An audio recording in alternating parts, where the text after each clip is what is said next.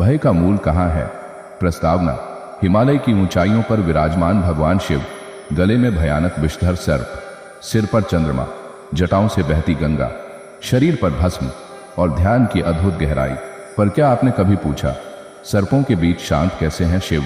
जहां भय होता है वहां शरीर कांपता है, मन अस्थिर होता है, परंतु शिव जो स्वयं संहारक हैं, जिनका एक तांडव पूरे ब्रह्मांड को कंपा सकता है, वो इतने शांत क्यों हैं? इस पहले प्रवचन में हम खोजेंगे कि भय का मूल कहाँ है। शिव हमें दिखाते हैं कि भय कोई बाहरी वस्तु नहीं, बल्कि एक भीतरी भ्रांति है। एक भय, एक मानसिक सर्प हर व्यक्ति किसी न किसी भय के साथ जीता है। किसी को मृत्यु का भय, किसी को असफलता का, किसी को अपमान का। पर क्या आपने कभी देखा है कि ये भय वास्तव में घटित घटनाएं नहीं होती, बल्कि संभावनाएं होती हैं? शिव कहते हैं, जो घटा नहीं उससे क्यों डर?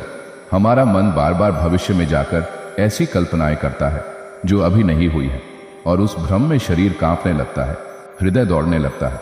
इसलिए शिव के गले में जो सर्प है वो प्रतीक है उस भय का जो हमेशा हमारे कंठ को जकड़ लेता है। पर शिव ने उसे गले लगाया है। क्यों?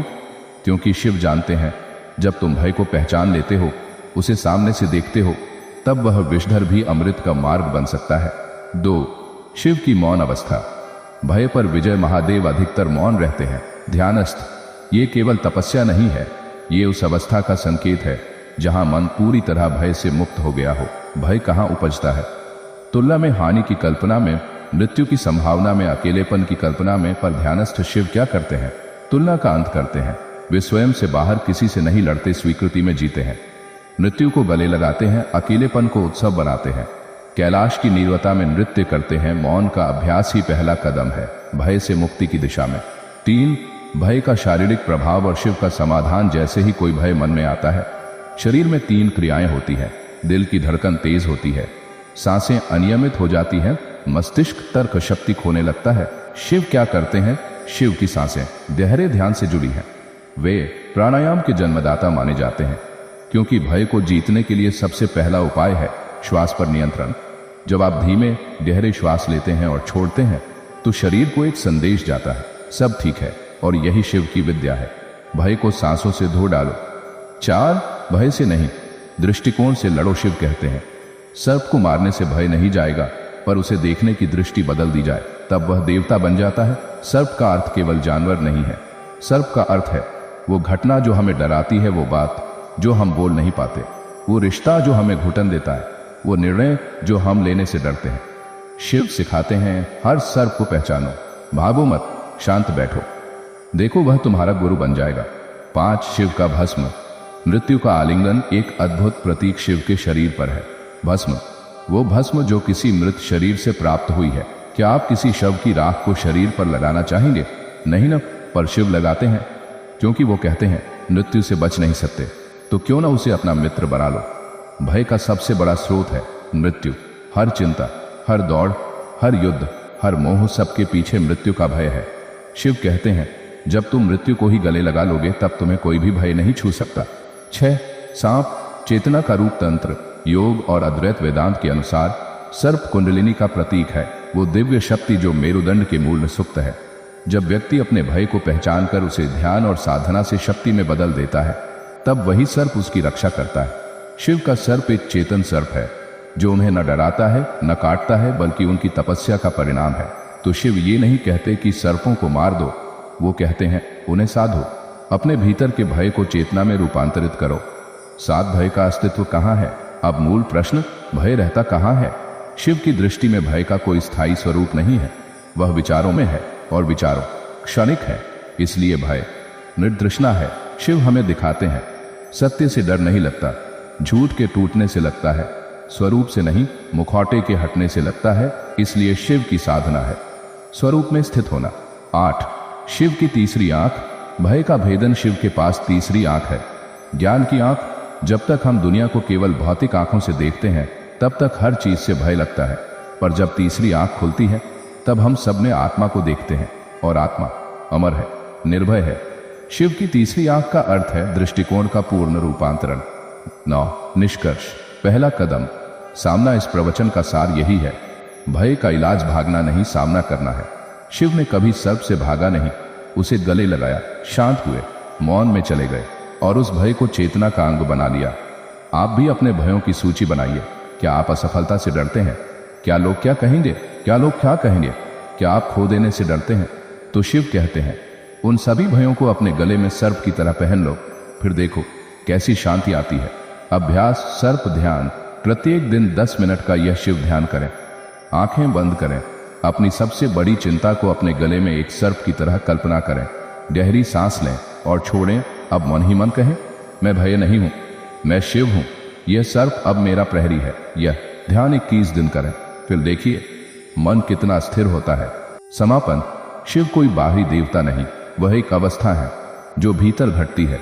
इस पहले प्रवचन में आपने जाना कि भय का मूल आपके विचारों में है और शिव बनने के लिए उस भय को पहचानना ही पहला सत्य है। प्रवचन 2, भय को गले लगाना। शिव की नीलकंठ विधि श्रृंखला। सर्पों के बीच शांत कैसे रहे शिव, भयमुक्त जीवन की विधि। भूमिका, शिव ने विष क्यों पिया? सृष्टि के इतिहास में एक क्षण आया जब देवताओं और असुरों ने मिलकर समुद्र मंथन किया। उसमें अमृत से पहले निकला कालकूट विष। विष इतना प्रचंड था कि उसकी ज्वाला से समस्त लोग जलने लगे।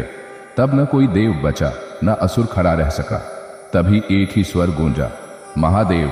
शिव आए, बिना किसी डर के विष को उठाया और पी गए, पर उसे पेट में नहीं उतारा बल्कि गले में रोक लिया। नीलकंठ बने। आज का यह प्रवचन उसी क्षण का गहन रहस्य खोलता है। भय को गले लगाने की विधि। एक कालकूट भय का प्रतीक, वो विष क्या था? वह केवल भौतिक विष नहीं था, बल्कि वह संपूर्ण सृष्टि का संचित भय था। देवता डरे कि वो मारे जाएंगे, असुर डरे कि उनका स्वार्थ नष्ट हो जाएगा, ऋषि मुनि डरे कि उनकी साधना अधूरी रह जाएगी। विष का अर्थ है वह अनुभव, विचार या परिस्थिति जो हमें भीतर से जला दे। शिव कहते हैं, इस जगत में जब तक भय है तब तक विष फूटा रहेगा। 2, डर का स्वभाव। वह भागता नहीं, छिपता है। हम डर से क्या करते हैं? बांधते हैं, छिपते हैं, टालते हैं, दूसरों पर थोपते हैं, पर क्या भय मिटता है? नहीं, वह केवल बदलता है रूप। चिंता बन जाता है, क्रोध बन जाता है, ईर्ष्या बन जाता है, रोग बन जाता है। शिव ने भागा नहीं, वो डर के मुख्य स्रोत के पास गए और बोले, जो भय सृष्टि को डरा रहा है उसे मैं पीता हूं। 3, भय को पी लेना, पर हृदय में नहीं उतारना। महादेव ने विष पिया पर उसे भीतर नहीं जाने दिया, गले में रोका। यह शिव की सबसे अद्भुत युक्ति है। इसका अर्थ है, भय को देखो, जानो, पर उसे अपने जीवन का हिस्सा मत बनने दो। हम क्या करते हैं? कोई घटना घटी, हम डर गए, उस डर को हमने सत्य मान लिया, वह हमारे स्वभाव में उतर गया। यही भूल है। शिव सिखाते हैं, भय को स्वीकारो पर उस पर विश्वास मत करो। 4, नीलकंठ प्रतीक है स्वीकार्यता का। शिव नीलकंठ बने, गला नीला हो गया। इसका अर्थ है उन्होंने भय को छुआ, उसका अनुभव किया, पर उसे आत्मा में प्रविष्ट नहीं होने दिया। गले में विष रोकना वास्तव में भीतर और बाहर के बीच का नियंत्रण है। मनोविज्ञान में भी कहा गया है। शिव तो कहते हैं, डर को रोको वहीं जहां वह तुम्हारे स्वभाव को ना बिगाड़ पाए। 5, हमारी त्रुटि। हम विष को भीतर उतार देते हैं। मानव क्या करता है? किसी ने अपमान किया, आत्मसंदेह में डूब गया, कोई प्रियजन चला गया, जीवन से ही विरक्ति हो गई, कोई लक्ष्य अधूरा रह गया, स्वयं को निकम्मा मान लिया। हमने विष को गले में नहीं रोका, हमने उसे मन में उतार लिया, और तब वह क्या बनता है? अवसाद, चिंता, आत्मग्लानि, आत्महत्या की प्रवृत्ति। महादेव कहते हैं, रुको, ये सब तुम्हारी आत्मा का स्वरूप नहीं है। 6, भय के 4 रूप और नीलकंठ की 4 शिक्षाएं। भय का रूप, नीलकंठ की शिक्षा मृत्यु का भय, तुम अमर आत्मा हो, देह नहीं। असफलता का भय, प्रयास ही पूर्णता है। अपमान का भय, जो झुकता है वही ऊंचा उठता है। अकेलेपन का भय, तुम शिव हो, पूर्ण एकल। 7, शिव की विधि। भय को कैसे गले लगाए? स्टेप 1, पहचानो अपने भीतर के उस भय को, स्पष्ट रूप से पहचानो। नाम दो, मुझे असफलता का भय है। नाम देना शक्ति देता है। स्टेप 2, देखो उस भय के कारण को निष्पक्ष रूप से देखो, क्या वो अभी घटा है या केवल एक कल्पना है। स्टेप 3, स्वीकारो, उससे लड़ो मत, उसे कहो मैं तुझे जानता हूं और स्वीकार करता हूं। स्टेप 4, रोक दो, पर उसे भीतर उतरने मत दो, उसे गले में ही रोको, मौन में, ध्यान में। स्टेप 5, साक्षी बनो, भय को आते जाते देखो, जैसे बादल आते हैं जाते हैं वैसे ही डर भी। 8, ध्यान विधि, नीलकंठ ध्यान समय, सुबह ब्रह्म मुहूर्त में या रात को शांति में स्थान, एकांत शांत स्थान, समय अवधि 20 मिनट चरण। आंखें बंद करें, गहरी सांस लें, कल्पना करें कि सामने विष का पात्र रखा है, उसमें आपका भय है, आप उसे पीते हैं। शांति से अब कल्पना करें, वह विष गले में रुक गया है, नीचे नहीं गया, गला नीला हो रहा है, पर मन शांत है। बार बार मन ही मन दोहराएं, मैं नीलकंठ हूं, मैं भय का साक्षी हूं। यह ध्यान धीरे धीरे उस भय को बिना लड़े निष्क्रिय कर देगा। 9 भय और प्रेम जो मार्ग शिव सिखाते हैं। जहां भय है वहां प्रेम नहीं, और जहां प्रेम है वहां भय नहीं। जब तुम भय को स्वीकारते हो तब तुम भीतर प्रेम पैदा करते हो। प्रेम क्या है? अपने आप को पूरी तरह समझना, हर परिस्थिति को खुले हृदय से अपनाना, मृत्यु को भी प्रिय मानना, और यही है शिव का मार्ग। 10 समापन भय मुक्त जीवन की शुरुआत। आज हमने सीखा, विष आएगा, जैसे जीवन में दुख, अपमान, असफलता, हानि आती है, पर वह विष तुम्हें जला ना दे। यही शिवत्व है। महादेव सिखाते हैं, जो डर से भागा वह सदा डरेगा, जो डर से लड़ा वह थक जाएगा, पर जो डर को गले लगा ले वह मेरा रूप है। नव संकल्प आज से डर से भागना बंद करें, उसे पहचानें, स्वीकारें, रोकें, स्वयं को कहें, मैं भी नीलकंठ हूं, भय मेरा दास है, मैं उसका नहीं। प्रवचन 3 सर्प को सजाना। भय को सौंदर्य में बदलने की शिवमय विधि। भूमिका। जब भय आभूषण बना, शिव के गले में सर्प क्यों है? क्या वह उन्हें डर नहीं देता, या वह उनके क्रोध का प्रतीक है? नहीं, शिव के लिए सर्प भय का नहीं, शांति और सौंदर्य का प्रतीक है। वह जो दूसरों को डराता है, शिव उसे सजाते हैं। यही इस प्रवचन का गूढ़ मंत्र है। जो तुम्हें डराता है वही तुम्हारा गहना बन सकता है। एक सर्प भय का सबसे पुराना प्रतीक। मनुष्य के अवचेतन में हजारों वर्षों से सांप एक ऐसा प्राणी है जो डर उत्पन्न करता है। उसकी चाल रहस्यमयी होती है, वह बिना आवाज के आता है, उसका विष तुरंत मृत्यु दे सकता है। इसीलिए सांप भय का जीवंत प्रतीक है, पर महादेव उसे गले में पहनते हैं। क्या कोई ऐसा कर सकता है जो भीतर से भय मुक्त ना हो? 2 भय को गहना बनाना। इसका अर्थ क्या है? जब हम भय को सजावट में बदलते हैं तो हम करते हैं स्वीकार, हाँ मैं डरा था, सम्मान, इस भय ने मुझे बहुत कुछ सिखाया, रूपांतरण, अब यही भय मेरी शक्ति है। जो तुम्हें कल तोड़ रहा था आज वही तुम्हें चमकाने लगा। यही शिव का चमत्कार है। 3 शिव का सर्प। कौन सा भय था वह? शास्त्रों के अनुसार वह वासुकी नाग थे, समुद्र मंथन की रस्सी। वह अहंकार का प्रतीक भी है, जो कभी फुफकारता है। वह काल का प्रतीक है, जो गले में बैठा है। शिव ने क्या किया? काल को गले लगाया, अहंकार को अपने ऊपर बैठाया, जहर को भीतर नहीं जाने दिया। यही है शिव की त्रिगुण विधि। भय को पकड़ो, समझो और सजाओ। 4 भय को सुंदरता में कैसे बदला जाए। शिव सिद्धांत। रूपांतरण के 3 चरण। 1 जानना, मुझे डर किससे लगता है? असफलता से, आलोचना से, अकेलेपन से, मौत से। जब तुम डर को स्पष्ट रूप से पहचानते हो तब वह तुम्हें कमजोर नहीं कर सकता। 2 स्वीकारना, हाँ मैं डरता हूं, यह मेरा सत्य है, इसमें कोई शर्म नहीं। शिव भी ध्यान करते हैं, तपस्या करते हैं, डर से मुक्त रहने के लिए नहीं, बल्कि डर को रूपांतरित करने के लिए। 3 रूपांतरित करना। मैं अब इस डर को ही अपना सौंदर्य बनाता हूं। डर को कविता बनाओ, उसे चित्र बनाओ, उसे सेवा बनाओ, उसे सेवा बनाओ। डर जब कर्म में बदलता है तो वह शक्ति बन जाता है। 5 व्यवहारिक उदाहरण। शिव की तरह जीना। उदाहरण 1 भय, मैं नौकरी खो दूंगा। रूपांतरण, यह भय तुम्हें नई योजनाएं, कौशल और स्वतंत्रता की ओर ले जा सकता है। उदाहरण 2 भय, मुझे कोई प्यार नहीं करेगा। रूपांतरण, यही भय तुम्हें आत्मस्नेह सिखाता है और आत्मा के रिश्तों की ओर ले जाता है। उदाहरण 3 भय, मैं बदल नहीं सकता। रूपांतरण, यही भय तुम्हें शिव बनने की प्रेरणा देगा। 6 ध्यान विधि। सर्प ध्यान। सर्प जो भय का प्रतीक है, उसे ध्यान में सौंदर्य का केंद्र बनाना। विधि, एकांत में शांत होकर बैठ जाएं, आंखें बंद करें और कल्पना करें कि एक सर्प धीरे धीरे आपके पास आ रहा है। आप डरते नहीं, मुस्कुराते हैं। वह सर्प अब आपके गले में आ बैठा है। शांति से, अब वह कोई साधारण सर्प नहीं बल्कि ऊर्जा है, कुंडलिनी शक्ति। आप दोहराते हैं, मैं डर को पहनता हूं, वह अब मेरी रक्षा करता है। इस ध्यान से डर का कंपन, वाइब्रेशन बदल जाता है, वह शक्ति में रूपांतरित होता है। 7 कुंडलिनी और सर्प। ऊर्जा का जागरण। शिव का सर्प केवल भय का प्रतीक नहीं बल्कि कुंडलिनी ऊर्जा का भी प्रतिनिधित्व करता है। जब तुम अपने भीतर के भय को सजाते हो तब वही भय तुम्हारी आध्यात्मिक ऊर्जा को जागृत करता है। कुंडलिनी चक्र। मूलाधार, रूट। भय का केंद्र सहस्रार, क्राउन। शिव का केंद्र सहस्रार, श्रवण। शिव का केंद्र सर्प। जब उठता है तो तुम शिव होते हो। 8 शिव का संदेश। डरो मत, सजाओ। शिव क्या कहते हैं? डर से मत भागो, डर से लड़ो भी मत, उसे प्रेम से देखो और उसे अपनी आत्मा की शोभा बनाओ। वह कहते हैं तुम जो छिपा रहे हो वही तुम्हें मुक्त करेगा जब तुम उसे स्वीकार कर सजाओगे। 9 दैनिक अभ्यास। डर का हार बनाना। हर रात सोने से पहले दिन भर के डर याद करें, उन्हें कागज पर लिखें, उस कागज को जलाएं, सांकेतिक रूप से छोड़ें और कहें ये अब मेरी चेतना की माला बन गए हैं, मैं अब शिव के मार्ग पर हूं। 10 समापन। भय से सौंदर्य की ओर यात्रा। आज हमने जाना भय सबसे पुराना शत्रु नहीं बल्कि सबसे पुराना शिक्षक है। शिव ने जो गहना पहना वह उनका भय नहीं था, उनका आत्मज्ञान था। हम सब अपने डर को साज सज्जा में बदल सकते हैं यदि हम उसे स्वीकारें, समझें और रूपांतरित करें। नव संकल्प। आज से डर को दबाना नहीं, पहनना है, उससे लड़ना नहीं, उसे बुद्धिमत्ता से बदलना है। डर को अपना संघटक बनाना है, जैसे शिव ने सर्प को गले लगाया। प्रवचन 4 शव पर बैठा शिव, मृत्यु के भय से मुक्ति का रहस्य। भूमिका। जब शिव मृत्यु पर विराजे, शिव का निवास कहाँ है? कैलाश? हाँ, पर एक और स्थान है, श्मशान। शिव को श्मशानवासी क्यों कहा गया? क्यों वे शव पर बैठते हैं? क्या यह अंधकार का संकेत है या कोई विकृति?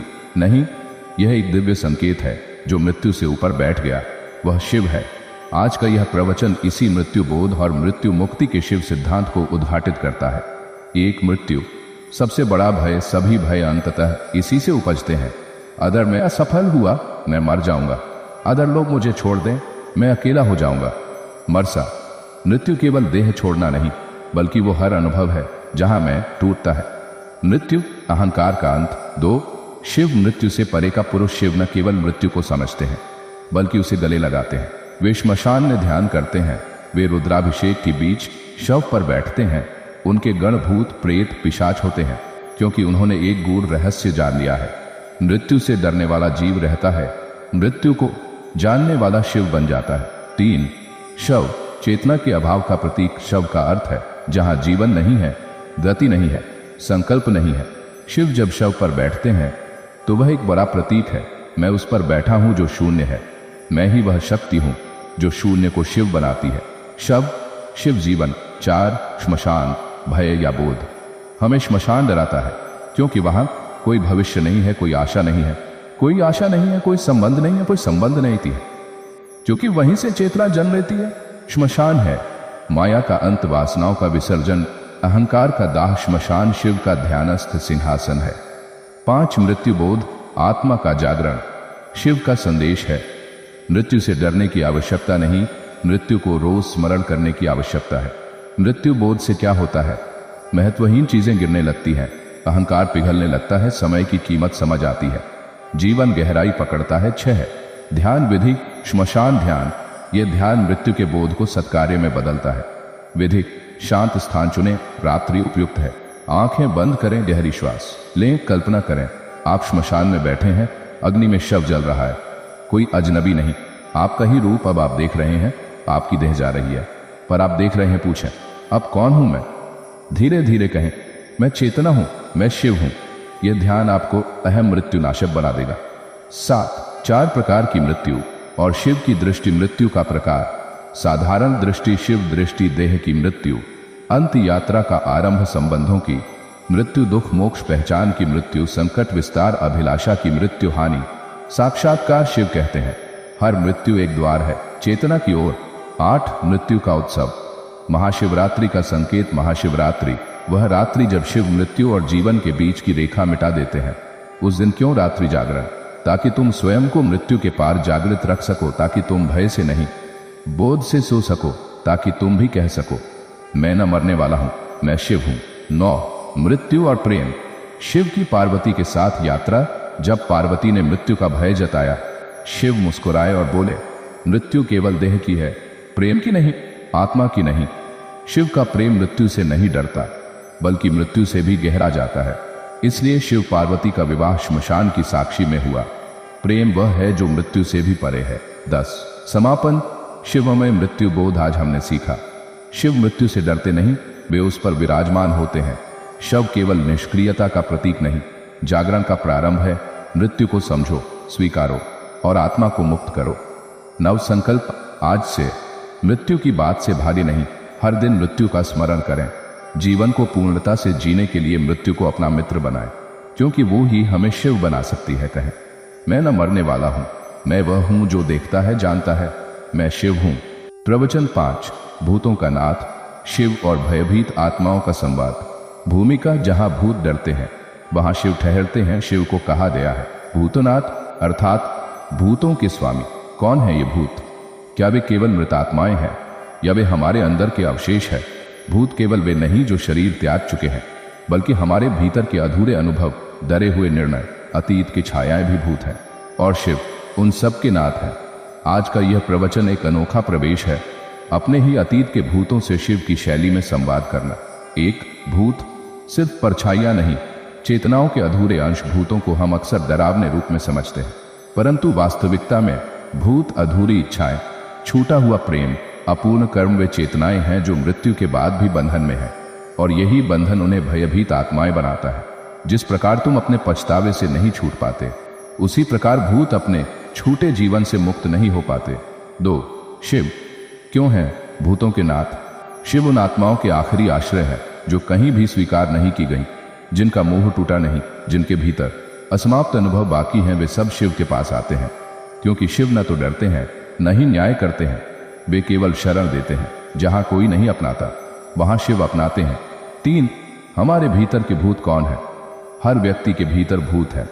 पछतावे, काश मैंने ऐसा न किया होता। भय, अगर ऐसा फिर हुआ तो। दमन, मुझे वो कभी कहने नहीं दिया गया। छिपा हुआ क्रोध, मैंने सब सह लिया पर घुट गया। ये भावनाएं भूतों की तरह हमारे साथ चलती हैं। वे दिखती नहीं पर असर करती हैं। शिव कहते हैं अपने भूतों से भागो मत, उन्हें बुलाओ और मुक्त करो। 4, शिव की शरण, मृत्यु के बाद की भी आश्रय भूमि। शिव उन आत्माओं को शरण देते हैं जो धर्म और अधर्म के बीच अटकी होती हैं। शिव की भूमिका, यम न्याय करते हैं, इंद्र सुख देते हैं, शिव मुक्ति देते हैं। शिव कहते हैं मैं न्याय नहीं केवल दया करता हूं, क्योंकि भय का इलाज प्रेम से होता है, दंड से नहीं। 5, भूतों से संवाद, भीतर की आत्माओं को मुक्त करने की कला। यह एक ध्यान प्रक्रिया है। चरण 1, शांत हो जाए, बैठ जाए, आंखें बंद करें। चरण 2, अपने भीतर उतरें, अपने मन की गहराइयों में जाएं, जहां छिपे दुख, छुपा क्रोध, छिपी व्यथा बैठी है। चरण 3, एक एक करके उन्हें बुलाएं जैसे बुलाते हैं, हे मेरे भीतर के भय आओ, हे वो स्मृति जो मुझे रोका करती है सामने आओ, हे अपूर्ण बात चलो बात करें। चरण 4, संवाद करें, पूछें तुम अब भी क्यों हो, क्या चाहिए तुम्हें, क्या मैं तुम्हें जाने दूं। चरण 5, शिव को आमंत्रण दें। अब शिव को पुकारें, हे भूतनाथ मेरे इन भूतों को भी अपनाइए और देखिए शिव के स्पर्श से वो सब शांत और मुक्त हो जाते हैं। 6, शिव और भूत, प्रतीक क्या है? भूत शिव के आसपास क्यों होते हैं? क्योंकि शिव तटस्थ है, न मोह न घृणा। शिव वीतरागी है, न स्वर्ग की चाह न नरक का डर। शिव करुणामय है, वे सबको स्वीकारते हैं। शिव कहते हैं तुम चाहे जितने अंधकार में हो मेरे पास आओ, मैं प्रकाश नहीं दूंगा, मैं तुम्हें स्वीकार कर लूंगा। 7, क्या भूत सचमुच होते हैं? उत्तर हाँ, लेकिन केवल बाहर नहीं, भीतर भी। कोई अधूरा संवाद भूत, कोई टूटा हुआ संबंध भूत, कोई भारी पछतावा भूत। इन आत्मिक स्थितियों को शिवमय चेतना से ही हटाया जा सकता है।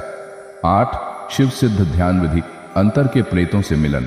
नाम भूत शुद्धि ध्यान विधि। सांझ या रात का समय चुने, दीपक जलाएं और ओम नमः शिवाय का उच्चारण करें। आंखें बंद कर अपनी अतीत की परछाइयों को बुलाएं, उन्हें देखो। डरो मत, एक एक को कहो मैं तुम्हें जाने देता हूं, अब मैं तुम्हें जाने देता हूं। शिव तुम्हें स्वीकारते हैं। हर संवाद के अंत में 3 बार कहें शिवम अस्ति शांति अस्ति। 9, कर्मों के भूत और शिव का क्षमादान। कभी कभी हमारी आत्मा पर पिछले कर्मों के बोझ होते हैं, हम भूल जाते हैं पर आत्मा नहीं। शिव कहते हैं क्षमा केवल दूसरों के लिए नहीं, स्वयं के लिए भी होनी चाहिए।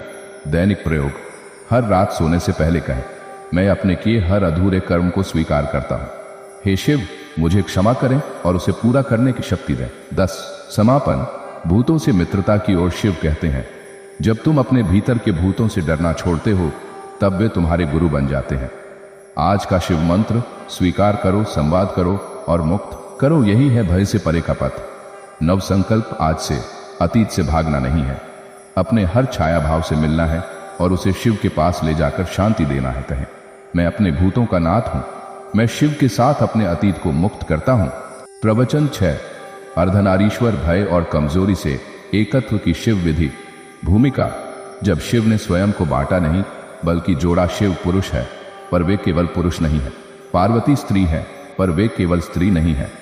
इन दोनों के मेल से जन्मा अर्धनारीश्वर, शिव का वह रूप जिसमें आधा शरीर स्त्री है और आधा पुरुष। प्रश्न उठता है, क्या यह केवल सौंदर्य का प्रतीक है? क्या यह शक्ति और शिव का सम्मिलन मात्र है? नहीं, यह जीवन का एक गहरा संदेश है। जो अपने भीतर स्त्री और पुरुष को स्वीकारता है वह भय से मुक्त हो जाता है। एक, भय और द्वैत। मूल कारण हम क्यों डरते हैं?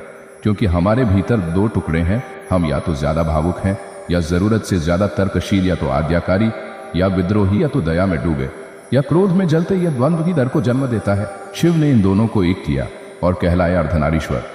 2, अर्धनारीश्वर, आत्मा की संपूर्णता का प्रतीक। शिव का यह रूप हमें सिखाता है, भीतर के हर पक्ष को स्वीकार करो, किसी भी भावना से घबराओ मत। शक्ति और संवेदना दोनों तुम्हारे भीतर है।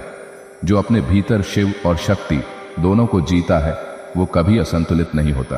3, समाज का भय। स्त्री और पुरुष को अलग देखने की आदत समाज ने हमें सिखाया।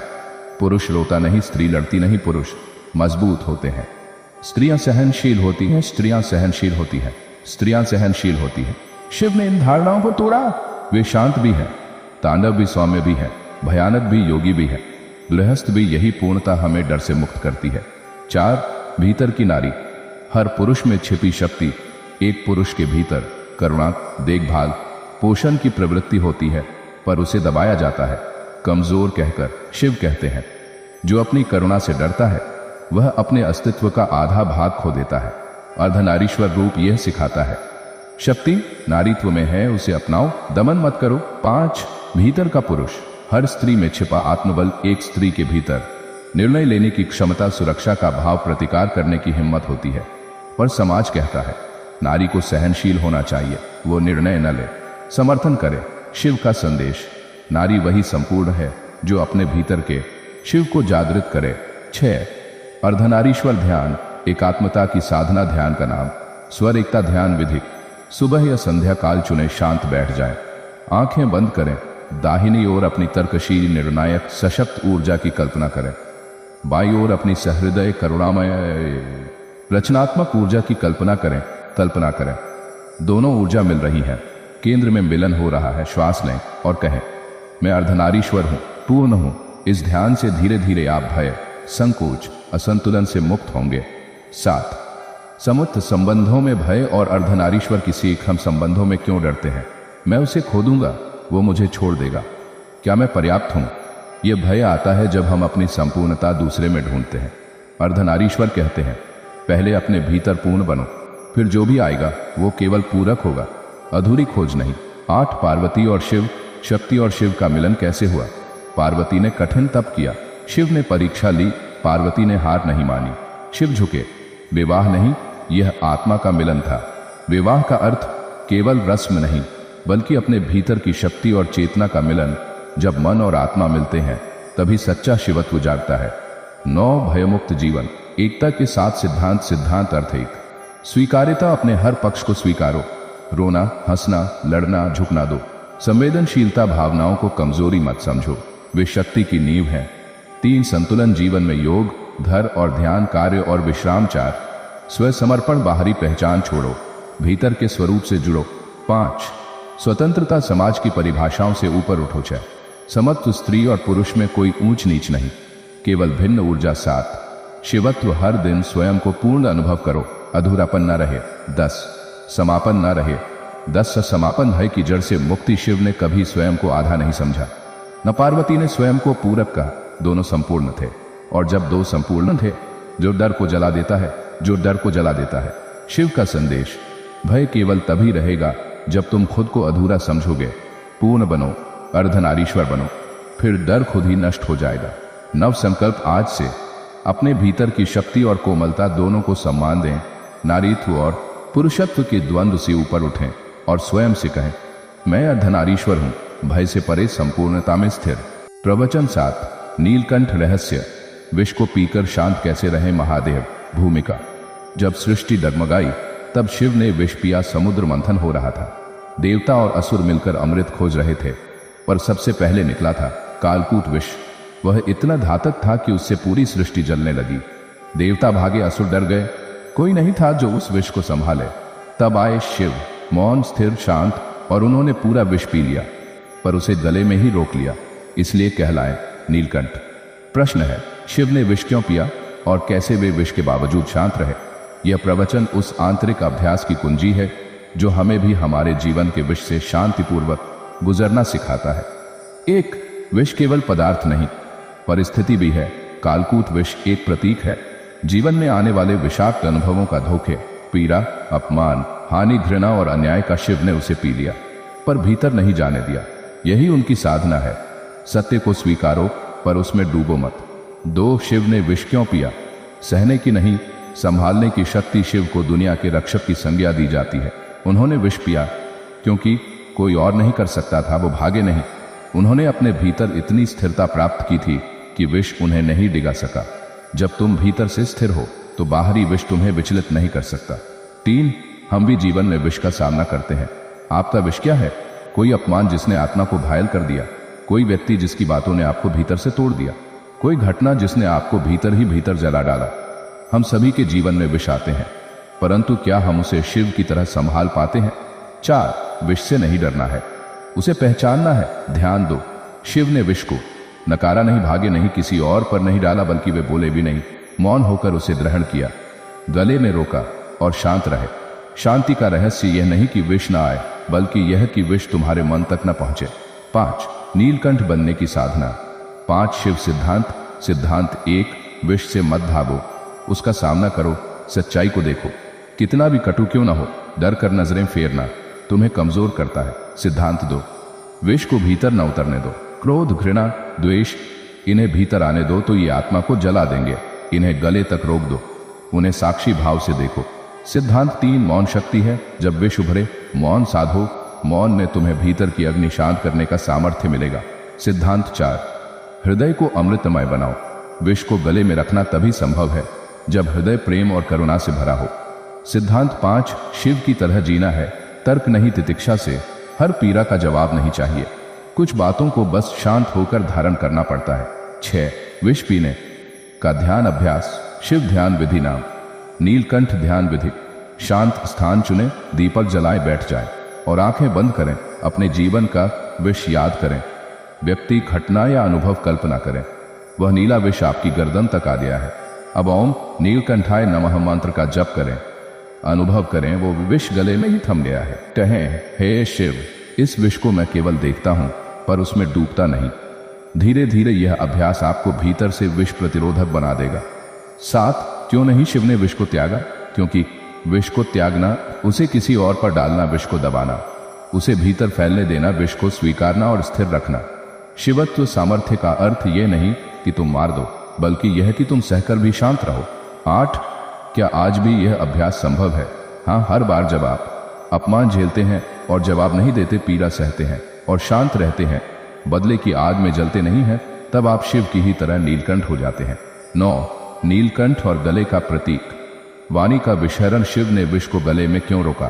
क्योंकि गला ही वह स्थान है जहां से वाणी निकलती है, अभिव्यक्ति होती है। यदि विष मन तक जाता तो वाणी भी विषाक्त होती, पर शिव ने उसे वाणी तक नहीं आने दिया। संदेश, मन में विष आए तो रुको, बोलो मत, नहीं तो शब्द किसी को जय बनकर घायल कर देंगे। 10, समापन। शिव बनने की शुरुआत विष को ओढ़ने से नहीं, उसे थामने से होती है। नीलकंठ शिव का वह रूप है जो हमें सिखाता है, जीवन में विष आएगा पर हमें न तो उससे घबराना है, न ही उसे दूसरों पर थोपना है, हमें बस इतना करना है, विष को पहचानो, शांत रहो और शिव को आमंत्रित करो। नव संकल्प, आज से विष का सामना करूंगा, अपनी वाणी को विषमुक्त रखूंगा, अपने भीतर शिवत्व को जागृत करूंगा। कहे, मैं नीलकंठ हूं, विष को पीकर भी शांत हूं, भीतर से अमृतमय हूं। प्रवचन 8, तांडव रहस्य। विनाश में भी शांति की शिव विधि। भूमिका, जब नृत्य बना आग का तूफान, शिव शांत है, पर जब तांडव करते हैं तो ब्रह्मांड कांपता है। तांडव कोई नाटक नहीं, कोई क्रोध का विस्फोट नहीं, बल्कि यह तो सृष्टि की गति, जीवन की गति, भीतर की चैतन्यता है। तांडव केवल विनाश नहीं है, यह भीतरी भय, भ्रम और बंधनों का विसर्जन है। शिव तांडव करते हैं पर उनका चेहरा शांत रहता है। कैसे? यही है आज के प्रवचन का गूढ़ विषय। एक, तांडव। शिव की चेतना का कंपन। तांडव का अर्थ केवल प्रलय, धरती का हिलना, ब्रह्मांड का कंपायमान होना नहीं। तांडव का गूढ़ अर्थ है अतीत को तोड़ना, भीतर की जड़ता को हिलाना, अपने भीतर की रूढ़ियों को समाप्त करना। तांडव वह नृत्य है जो अज्ञान को जलाता है और सत्य को उद्घाटित करता है। 2, हम जीवन में कब तांडव से डरते हैं? हम तब डरते हैं जब अचानक नौकरी चली जाए, कोई संबंध टूट जाए, स्वास्थ्य बिगड़ जाए, जीवन की दिशा बिखर जाए। हम कहते हैं सब कुछ खत्म हो गया। पर क्या शिव भी ऐसा ही सोचते? नहीं, वह इन स्थितियों में तांडव करते हैं और भीतर से शिवत्व की अग्नि में शांत होते हैं। 3, तांडव परिवर्तन का निमंत्रण। तांडव परिवर्तन। शिव कहते हैं जो भी स्थिर हो जाए वह सड़ने लगता है, जो टूटे उसमें से नया जन्मता है। जब हम किसी चीज को छोड़ नहीं पाते तो शिव आकर तांडव करते हैं, हिला देते हैं, तोड़ देते हैं, पर उस टूटन में छिपा होता है नवसृजन। 4, तांडव और भीतर की अग्नि प्रश्न। जब जीवन टूटता है तब भीतर बहुत पीड़ा होती है, तो क्या हमें भी तांडव करना चाहिए? उत्तर हाँ, लेकिन क्रोध में नहीं, चेतना में।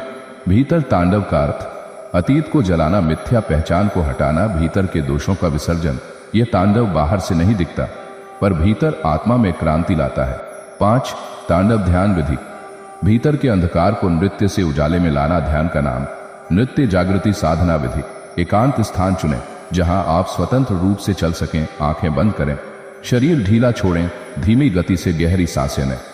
अपने भीतर के हर डर, हर गुस्से, हर टूटन को याद करें। अब आंखें बंद रखते हुए संगीत के बिना धीरे धीरे शरीर को हिलाएं, नृत्य करें, बिना किसी नियम के, बिना किसी दिशा के। तब तक नृत्य करें जब तक शरीर थक जाए, फिर शांति से बैठ जाएं और कहें मेरा तांडव समाप्त, अब मैं शिव हूं। यह तांडव भीतर से आपको हल्का कर देगा। 6, शिव का तांडव। 3, रूप। 1, आनंद तांडव। जब वे सृजन कर रहे होते हैं यह तांडव हर्ष और स्फूर्ति का प्रतीक है। 2, रौद्र तांडव। जब वे विनाश कर रहे होते हैं यह तांडव भीतर के अंधकार को नष्ट करने वाला है। 3, संदेह भंजन तांडव। जब वे भ्रम और अहंकार तोड़ते हैं यह तांडव ज्ञान का आह्वान है। हमें भी यह 3 तांडव सीखने हैं जीवन के भिन्न क्षणों में। 7, विनाश से शांति क्यों मिलती है? जब कोई पुरानी दीवार गिरती है तभी नया घर बनता है। जब पुराने विचार मरते हैं तभी नई चेतना जन्म लेती है। शिव हमें सिखाते हैं कि टूटना अंत नहीं है, आरंभ है। 8, तांडव और भय का संबंध। क्यों डर हटता है? जब हम तांडव करते हैं हम डर के आगे झुकते नहीं, हम उसके साथ नृत्य करते हैं। हम कहते हैं आओ मैं तुम्हारा स्वागत करता हूं। ये साहस ही डर को मिटा देता है। शिव का संदेश। भय को मिटाने का तरीका यह नहीं कि उससे भागो, बल्कि यह कि उसके साथ नृत्य करो। 9, शिव और सती। जब तांडव महाशांति में बदल गया, सती ने यज्ञ में अपने प्राण त्यागे। शिव को आघात लगा, उन्होंने शव लेकर तांडव किया। उनका नृत्य इतना भयावह था कि ब्रह्मांड कांप उठा, पर अंत में उन्होंने शव को गिराया और ध्यान में चले गए। तांडव से ध्यान की यह यात्रा सिखाती है व्यथा को प्रकट करो, दबाओ मत, फिर उसे पूर्ण रूप से छोड़ दो और मौन हो जाओ, शिव हो जाओ। 10, समापन। भीतर का तांडव, बाहर की शांति। शिव बाहर से जितने उग्र दिखते हैं भीतर से उतने ही शांत हैं। यही संतुलन उन्हें शिव बनाता है। जीवन में अगर कुछ टूट रहा है, बिखर रहा है, तो घबराओ मत, वह तांडव है। शिव का हाथ है जो तुम्हें पुराने से आजाद कर नए में प्रवेश दिला रहा है। नव संकल्प आज से, जो टूटे उसे छोड़ूंगा, उससे चिपकूंगा नहीं, अपने भय को भीतर तांडव में बदलूंगा। जीवन के हर संकट को सृजन की संभावना मानूंगा और कहूंगा मैं तांडव हूं, मैं शिव हूं, भय नहीं प्रकाश हूं। प्रवचन 9, त्रिशूल रहस्य। 3 शूलों से मुक्ति की शिव विधि। भूमिका। जब प्रतीक बनता है साधना, शिव के हाथ में सदैव त्रिशूल होता है। सदियों से ऋषि मुनि, तांत्रिक और योगी इस रहस्य को समझने का प्रयास करते आ रहे हैं। आखिर क्यों त्रिशूल? त्रिशूल कोई शस्त्र मात्र नहीं, बल्कि यह है मनुष्य जीवन के 3 सबसे बड़े बंधनों का प्रतीक, और इन बंधनों से मुक्ति की शिव साधना का प्रतीक। शिव त्रिशूल लेकर डराते नहीं, बल्कि 3 शूलों से हमें मुक्त करने आते हैं। 1, त्रिशूल के 3 शूल। कौन से हैं ये बंधन? त्रिशूल के 3 कांटे कोई भौतिक धार नहीं, बल्कि यह 3 मानसिक, आध्यात्मिक और भावनात्मक कष्टों के संकेत हैं। त्रिशूल के 3 शूल। मोह, जो हमें बांधता है। माया, जो हमें भ्रमित करती है। मृत्यु का भय, जो हमें जीने नहीं देता। शिव के त्रिशूल में ये तीनों भेदन करने की शक्ति है। 2, पहला शूल, मोह, अटैचमेंट। मोह क्या है? मोह एक जो चला जाए और फिर भी मन उसे नहीं छोड़ पाए। व्यक्ति, वस्तु या विचार से चिपकाव मोह हमें इस संसार में सबसे ज्यादा कष्ट देता है, क्योंकि हम किसी चीज को स्थायी मान लेते हैं जो वास्तव में क्षणिक है। शिव कहते हैं, जो भी प्रेम से बंधा हो उसमें स्वतंत्रता भी हो, नहीं तो वह बंधन बन जाएगा। शिव की विधि, विवेक से देखना यह अटैचमेंट है या प्रेम। मौन से अनुभव करना, जो जाएगा उसे रोको मत, ध्यान से छूटना। मोह को देखो, उससे चिपको मत। 3, दूसरा शूल। माया, इल्यूजन। माया क्या है? जो है नहीं पर लगता है कि है। यह शरीर, यह नाम, यह पैसा, यह प्रतिष्ठा सब क्षणिक है, फिर भी हम इन्हें पकड़कर बैठ जाते हैं। शिव का संदेश, माया तुम्हें धोखा नहीं देती, तुम्हारी उम्मीदें देती हैं। जब हम सोचते हैं कि मैं अमर हूं, मुझे कभी कुछ नहीं होगा, ये सब मेरा है, तब हम माया में उलझ जाते हैं। शिव की विधि, साक्षी भाव से देखना, हर चीज को बदलते हुए देखो, असली और नकली का भेद समझो, जो रहेगा वही सच्चा है। शाश्वत आत्मा। 4, तीसरा शूल। मृत्यु का भय, यह सबसे गहरा भय है। कुछ खोने का डर, अकेले मरने का डर, अस्तित्व के मिट जाने का डर। पर शिव स्वयं मृत्यु के भी स्वामी है, महाकाल। वे मृत्यु को अंत नहीं, प्रवेश द्वार मानते हैं। जो मृत्यु को देख सके वही जीवन को पूरी तरह जी सकता है। शिव की विधि, स्मरण करो, मैं नाशवान नहीं, आत्मा हूं। हर दिन को अंतिम मानकर जियो, मृत्यु से भागो मत, उसे अपने साथ रखो। 5, त्रिशूल ध्यान। 3 शूलों को भेदन की साधना, ध्यान नाम। त्रिशूल साधना विधि, शांत बैठ जाएं, आंखें बंद करें, कल्पना करें कि शिव आपके सामने खड़े हैं, उनके हाथ में त्रिशूल है। शिव आपके हृदय में अपना त्रिशूल प्रवेश कराते हैं। प्रेम से, शक्ति से पहले कांटा मोह को भेदता है। आप हल्का अनुभव करते हैं, दूसरा कांटा माया को काटता है, भ्रम मिटता है, तीसरा कांटा मृत्यु के भय को चीरता है, गहरी शांति उतरती है। कहें, हे त्रिशूलधारी शिव, मोह, माया और मृत्यु से मुक्त कर मुझे शुद्ध आत्मा बना दो। यह ध्यान आपको आंतरिक स्वतंत्रता देगा। 6, त्रिशूल और जीवन का संतुलन। त्रिशूल केवल कटने की शक्ति नहीं देता, बल्कि 3 ऊर्जा धाराओं का संतुलन भी दर्शाता है। इरा, चंद्र ऊर्जा, भावना, पिंगला, सूर्य ऊर्जा, कर्म, सुषुम्ना, मध्य मार्ग, बुद्ध। शिव त्रिशूल से इन तीनों का संतुलन बनाते हैं, तभी वे भीतर शांत हैं, बाहर जागृत। शिव का त्रिशूल केवल मारता नहीं, बल्कि सहेजता भी है। 7, त्रिशूल का संदेश, शक्ति और शांति का संगम। शिव के त्रिशूल में एक हाथ शक्ति का है, पर उसका प्रयोग तब होता है जब शांति भंग होती है। वह हमला नहीं करता, वह समाधान करता है, वह शुद्धि करता है। त्रिशूल हमारे भीतर कहता है, जो तुम्हें बांधे उसे काटो, जो तुम्हें डराए उससे ऊपर उठो, जो तुम्हें भ्रमित करे उसे पहचानो। 8, त्रिशूल और निर्भय जीवन। जो त्रिशूल को भीतर धारण करता है वह मोह में नहीं फंसता, वह माया में नहीं बहता, वह मृत्यु से नहीं डरता। वह शिव होता है, जागृत, स्वतंत्र, अडोल। जीवन में त्रिशूल कैसे उतारें? प्रेम में स्वतंत्रता रखें, भ्रम में विवेक रखें, मृत्यु में मौन रखें। हर बार जब आप किसी से मोह त्यागते हैं, आपने एक शूल हटा दिया। हर बार जब आप सच्चाई को अपनाते हैं, दूसरा शूल निकल गया। हर बार जब आप मृत्यु को गले लगाते हैं, तीसरा शूल टूट गया। अब आप त्रिशूलधारी हो, शिव के सच्चे अनुयायी। 10, समापन। त्रिशूल धारण नहीं, आत्मसात करो। शिव त्रिशूल लेकर खड़े हैं, पर वह त्रिशूल केवल शस्त्र नहीं, स्मृति है। एक स्मृति जो हमें रोज याद दिलाए, बंधना मत, भ्रमित मत होना, डरना मत। शिव की वाणी, मैं त्रिशूलधारी हूं, इसलिए मैं मुक्त हूं।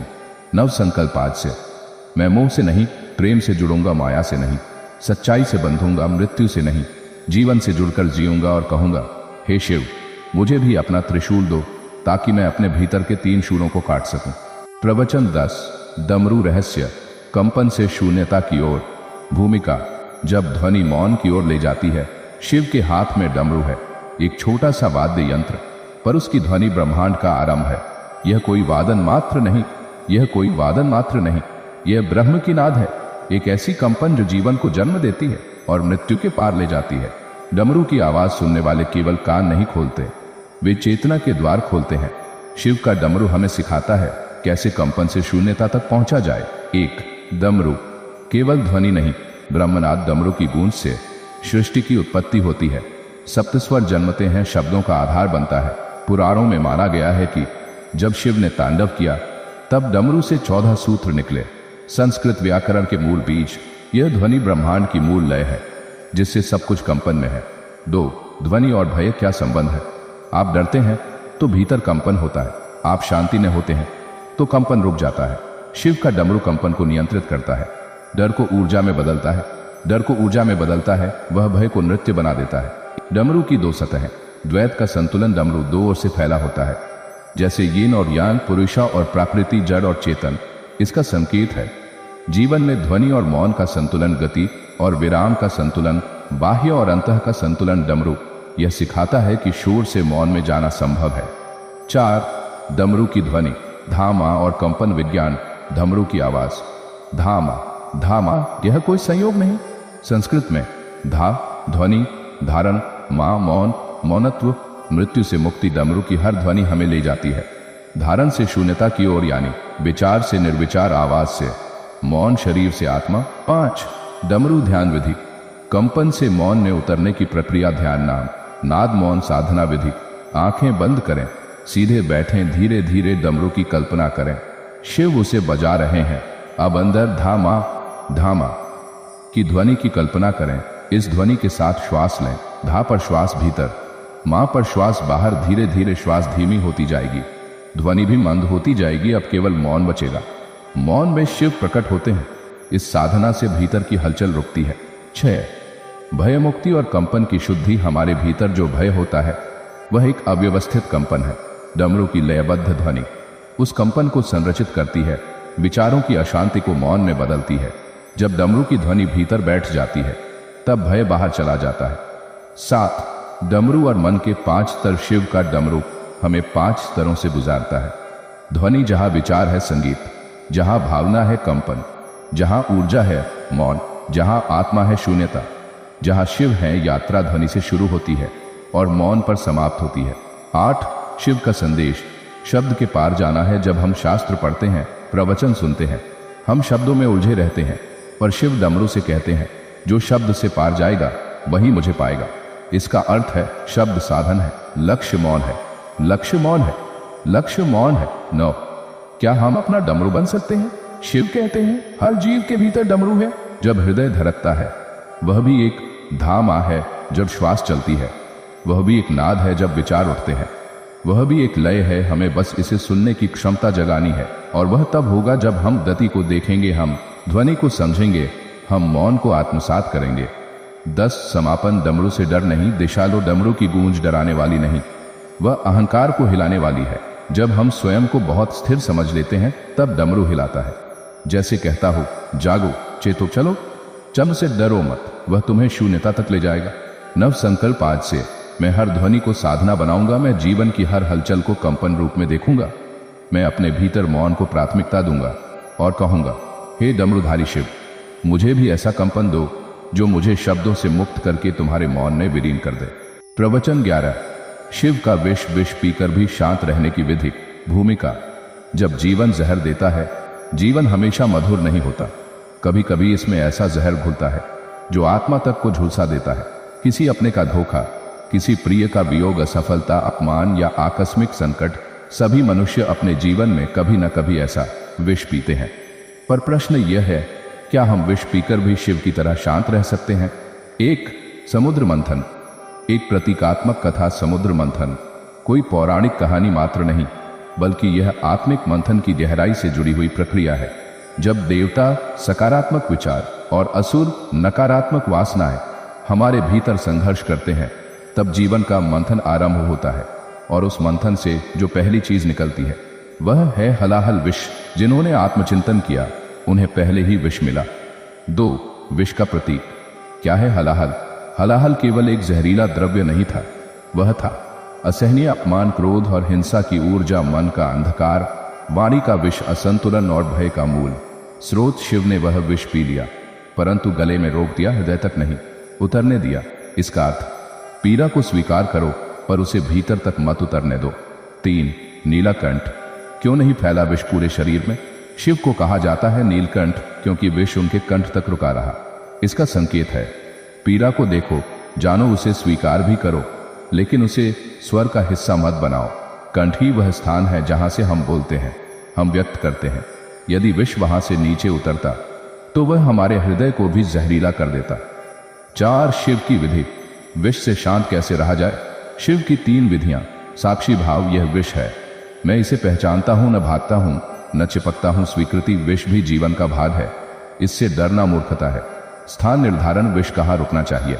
कंठ तक, यानी प्रत्युत्तर में नहीं, केवल चेतना में। 5 ध्यान साधना।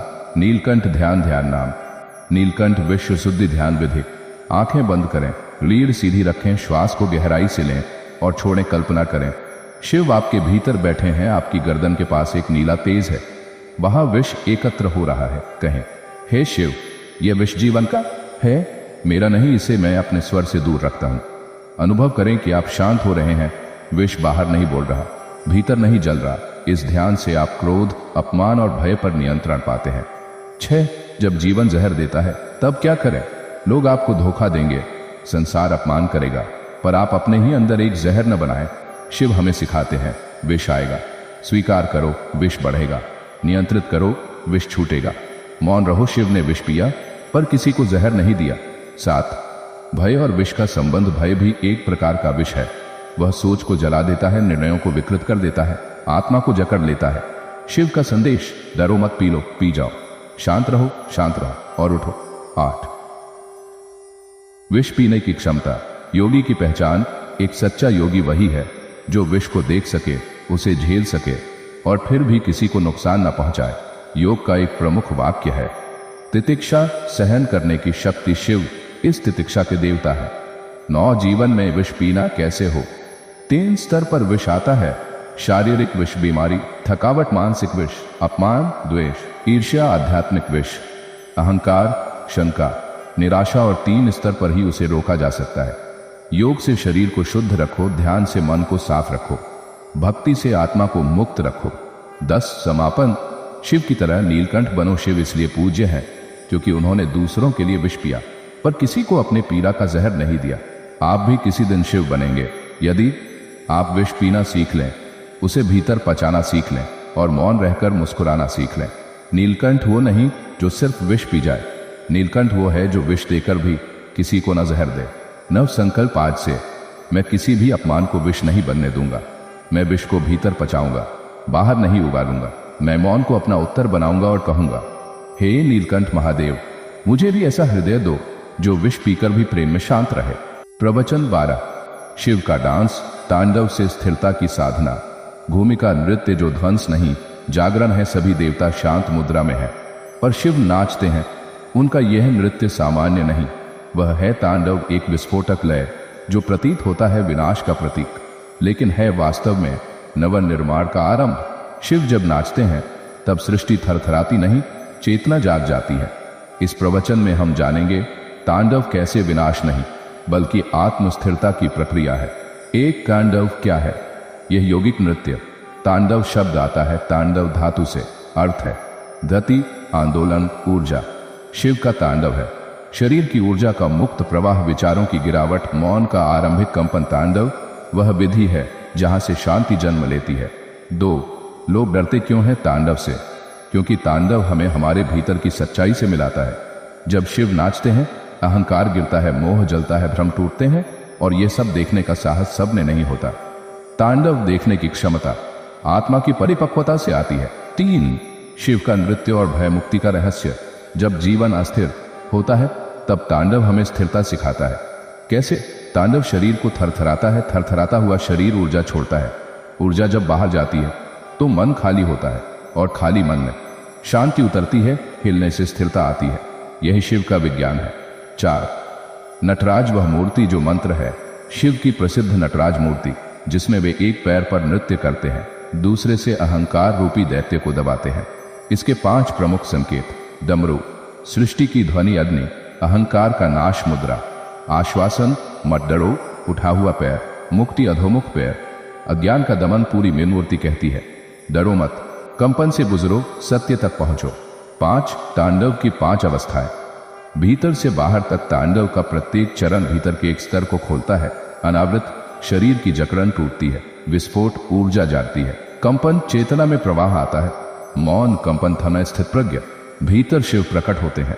तांडव से स्थिरता कोई विरोध नहीं, वह तो यात्रा का मार्ग है। 6 तांडव ध्यान। चेतना की अग्नि साधना ध्यान नाम। तांडव ऊर्जा ध्यान विधि। एकांत में खड़े हों, आंखें बंद करें, अपने पूरे शरीर को ढीला छोड़ दें। अब धीरे धीरे हिलना शुरू करें। जैसे भीतर कोई कंपन जाग रहा हो, ये हिला बढ़े, नृत्य में बदल जाए, कोई बंधन नहीं। हाथ पैर सिर सब स्वतंत्र जब थक जाए, एकदम से रुकें और स्थिर खड़े रहें। अब महसूस करें भीतर गहराई में एक मौन बैठ गया है। इस ध्यान से भीतर की हलचल शांत हो जाती है। 7 भय, क्रोध और तांडव, तीनों का रहस्य क्रोध और भय दोनों ऊर्जा है। उन्हें दबाने से वे विष बनते हैं। शिव कहते हैं उन्हें बाहर नृत्य में व्यक्त करो ताकि भीतर शांत हो सको। तांडव वह तरीका है जिससे क्रोध पिघलता है, भय उड़ जाता है और आत्मा विश्राम में आती है। 8 तांडव और मृत्यु। शिव का तांडव तब होता है जब सृष्टि समाप्त होने वाली होती है, परंतु प्रत्येक अंत एक आरंभ है। तांडव कहता है मृत्यु से डरो मत, वह तुम्हारे भीतर की गहराई को दिखाने आया है, उससे नाचो, भागो नहीं। 9 हम कैसे अपने जीवन में तांडव लाएं? हर दिन थोड़ी देर शिव की तरह नृत्य करें, बंधन तोड़ें, विचार गिराएं, ऊर्जा बहाएं, फिर एकाएक रुकें और मौन को पकड़ें। यही है तांडव से स्थिरता की साधना। 10 समापन। नाचो ताकि शांत हो सको। शिव हमें डर से बाहर निकालते हैं नाचकर। ले कहते हैं चलो कंपन से गुजरते हैं, हिलते हैं ताकि ठहर सकें, विस्फोट करते हैं ताकि मौन में डूब सकें। तांडव वह आग है जो जला नहीं पर शुद्ध कर देती है। नव संकल्प आज से, मैं शरीर की ऊर्जा को स्वतंत्रता दूंगा, मैं अपनी हलचल को दबाऊंगा नहीं, नृत्य में बहाऊंगा, मैं कंपन से गुजरकर स्थिरता में विश्राम करूंगा और कहूंगा हे नटराज शिव, मुझे भी ऐसा नृत्य दो जिसमें मैं अपने ही अंधकार को रोशनी में बदल सकूं। प्रवचन 13 गणों के स्वामी। भीड़ में अकेले रहने की कला। भूमिका भीड़ से घिरे पर फिर भी अकेले महादेव को कहा गया गणों के स्वामी, जो सैकड़ों हजारों असुरों, योगियों, पिशाचों और देवों से घिरे रहते हैं। उनके साथ एक विचित्र समाज है जहां कोई मर्यादा नहीं, कोई जाति नहीं, कोई नियम नहीं। फिर भी शिव सबसे अलग रहते हैं, मौन रहते हैं, स्वतंत्र रहते हैं, स्वतंत्र रहते हैं। आज का प्रवचन यही सिखाता है, भीड़ में रहते हुए भी स्वतंत्र और शांत कैसे रहें। 1 शिव के गण। कौन है ये विचित्र जीव? शिव के गण साधारण प्राणी नहीं, कोई विकृत है, कोई विक्षिप्त, कोई असुर, कोई योगी, कोई डरावना, कोई प्रेममय। शिव सबको स्वीकार करते हैं। क्यों? क्योंकि शिव भीतर पूर्ण है, इसलिए बाहर की असंगतियों से नहीं डगमगाते। 2 भीड़ का मनोविज्ञान। व्यक्ति क्यों खो जाता है? आज का मनुष्य समाज की स्वीकृति चाहता है, दूसरों की राय में अपने मूल्य को खोजता है और स्वयं को भीड़ में खो बैठता है। शिव इस भीड़ में रहते हुए भी क्यों मुक्त है? क्योंकि शिव ने भीतर अपने स्वयं को खोज लिया है। अब उन्हें किसी पहचान की आवश्यकता नहीं।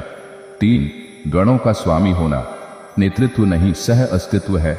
शिव अपने गणों के नेता नहीं, वे उनके साथ मित्र हैं। वे शासन नहीं करते, डराते नहीं, उन्हें बदलने की कोशिश नहीं करते।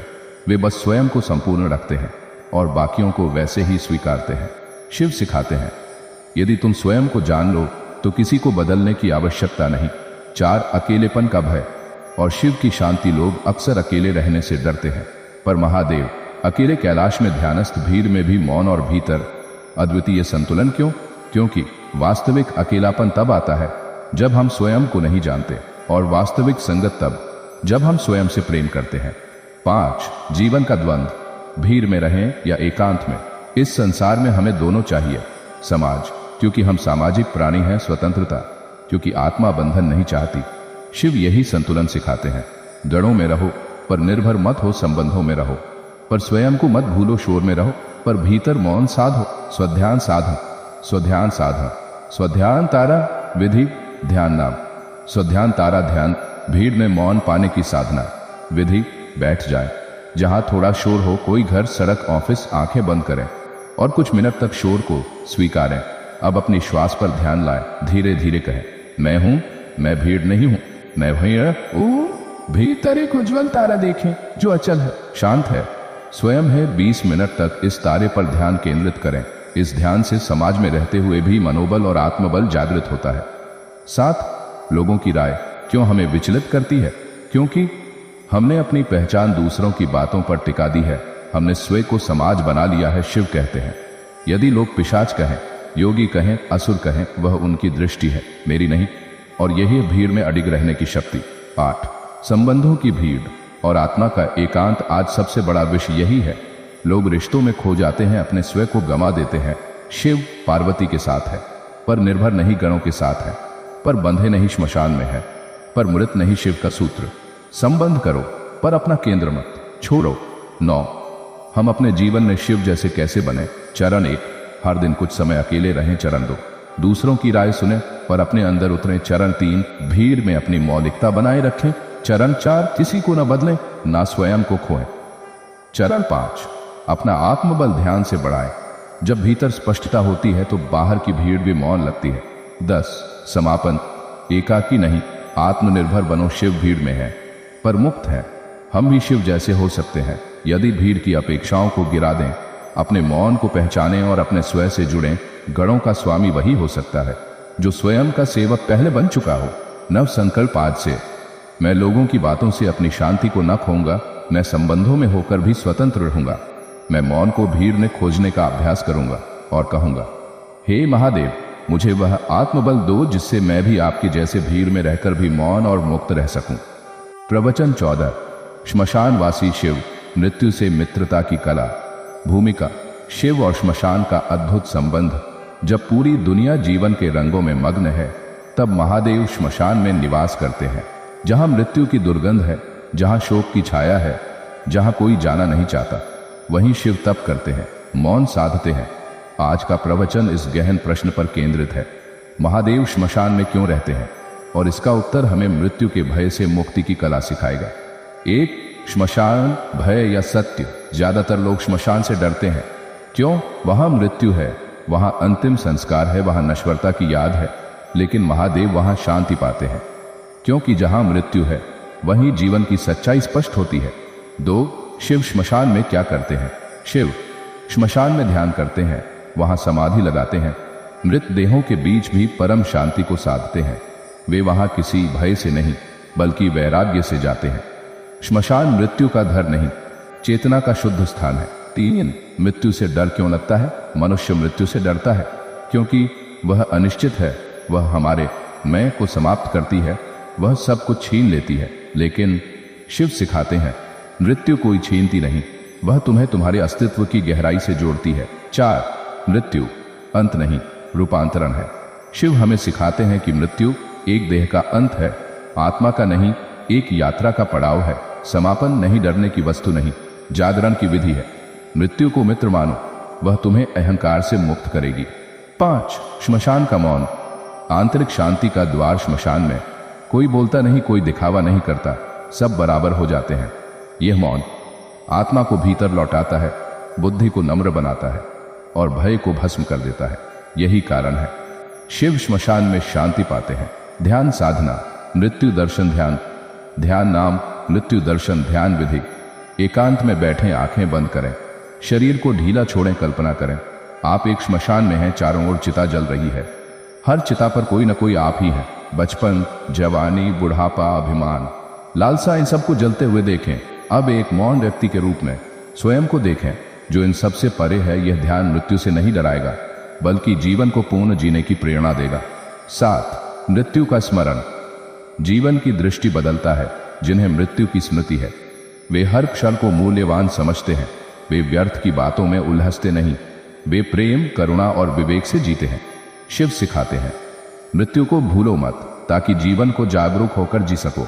8 मृत्यु और डर, भ्रम या सच्चाई। लोग कहते हैं मृत्यु डरावनी है, लेकिन यह डर ज्ञान की कमी से है। महादेव कहते हैं मृत्यु एक द्वार है, मृत्यु शरीर का परिवर्तन है, मृत्यु ब्रह्म की ओर वापसी है। जब मृत्यु को समझोगे तब जीवन से मोह घटेगा और आत्मा स्वतंत्र होगी। 9 श्मशान और विरक्ति। शिव का योग श्मशान वही स्थान है जहां सभी मोह टूटते हैं, जहां कोई अपने साथ कुछ नहीं ले जाता, जहां जीवन का नाटक समाप्त होता है। शिव इस स्थान को चेतना का केंद्र बनाते हैं, नवजन्म की भूमि मानते हैं और मौन की अग्नि में ध्यान करते हैं। 10 समापन मृत्यु से मित्रता का आह्वान। यदि आप शिव से प्रेम करते हैं तो मृत्यु से डर नहीं सकते, क्योंकि शिव मृत्यु के स्वामी हैं, काल के ऊपर हैं, महाकाल, और मृत्यु को साक्षात प्रकाश मानते हैं। आज हम कहें, हे श्मशानवासी महादेव, मुझे मृत्यु का भय नहीं चाहिए, मुझे वह दृष्टि दो जिससे मैं हर चिता में चेतना को देख सकूं। नव संकल्प आज से मैं मृत्यु के विचार से नहीं भागूंगा, मैं जीवन को गंभीरता नहीं संपूर्णता से जीऊंगा। मैं श्मशान की शांति को अपने हृदय में लाऊंगा और कहूंगा, मृत्यु तू मेरी शत्रु नहीं, तू शिव का द्वार है, आ मुझे जागृत कर और मेरे भीतर के शिव को प्रकट कर।